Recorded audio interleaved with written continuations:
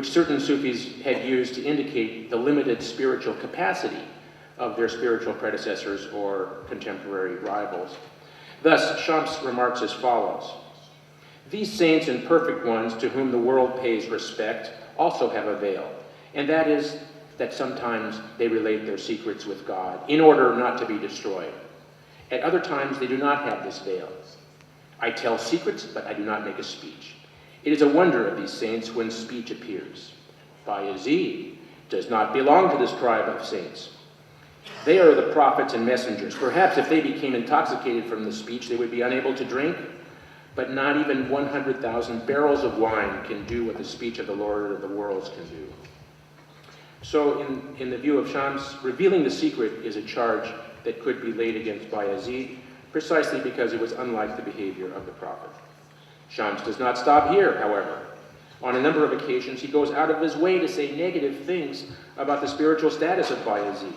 Shams even uses the story of Bayazid's prediction of the future appearance of the great Sufi Abu Hassan al-Khairani to point out his imperfections. Finally, he says, they do not hold Bayazid to be one of the perfect saints. One sincere dervish went to his tomb, Bayazid's tomb, placed his finger on his mouth in astonishment and said, "Ah, between this dervish and God a veil has remained." This Bayazid passed by the village of Kharakhan, and he said, "After 150 years, a man will come out of this village who will be 5 degrees beyond me." And so it was.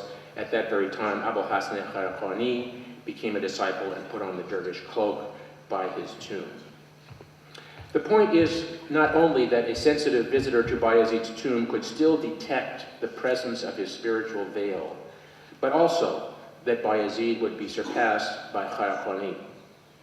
More substantially, Shams responds to a well-known story according to which Bayazid refused to eat melons because he had seen no evidence about how the Prophet Muhammad ate melons. This was often taken to be a sign of Bayazid's deep devotion to the Prophet.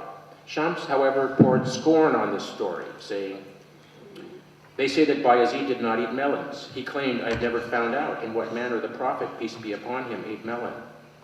But following of the Prophet is both superficial and meaningful. You have observed the superficial aspect of following, but how is it that you failed to observe the truth and meaning of following? As the chosen one, Muhammad, God's blessings upon him, says, 'Glory be to thee, Subhanaka. We have not worshipped thee as it befits thee.' As Bayazid says, 'Glory be to me, Subhani, how great is my station.' If someone supposed his station to be greater than the station of the chosen one, he is a real idiot and ignoramus." So there seems to be good reason to think that Shams was focused on the problem of Bayazid not following the Prophet adequately. Nevertheless, there is another class of remarks by Shams-i Tabrizi concerning Bayazid which is harder to explain. Many of these statements have a bold and audacious character that clearly falls into the category of acts of boasting and one-upmanship, which are indeed important characteristics of ecstatic sayings or shakhiyat. These audacious and aggressive sayings are not without precedent in Near Eastern culture.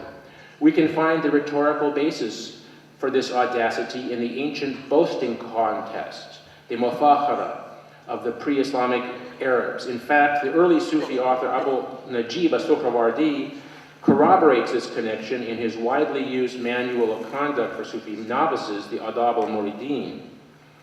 In the lengthy section on the dispensations, rukhas, or permissible deviations from the rules, Suhrawardi says the following: "Among the dispensations are boasting and publicizing one's claim to spiritual states.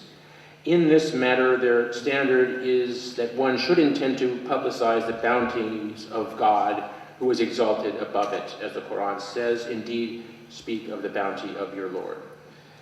That is permissible in the raptures of a spiritual state, hall, or in a boasting contest, mufakhara, with an adversary.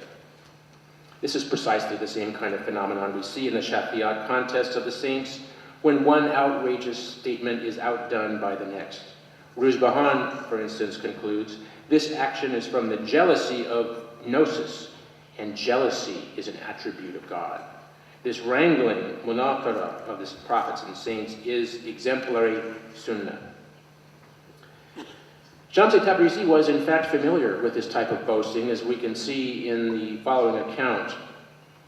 He said, two mystics were having a boasting contest, mufakhara, and a debate with each other about secrets of mystical knowledge and the stations of the mystics.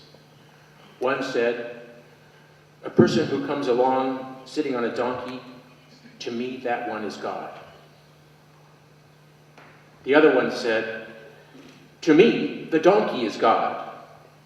In short, they tried to outdo each other by force. With Bayazid and others, in their words, it is clear it is not like this. But to spend time on their sayings is a veil for this reason, that it is something else. Someone said, what is that something else? I said, for example, you heard these words of mine, they become cold in your heart. That veil becomes something like this. They are near to hulul, incarnationism. The words of the spirituals are, we dwelled in a single body. This is a quotation from Halaj. How will you comprehend that you are full of desire?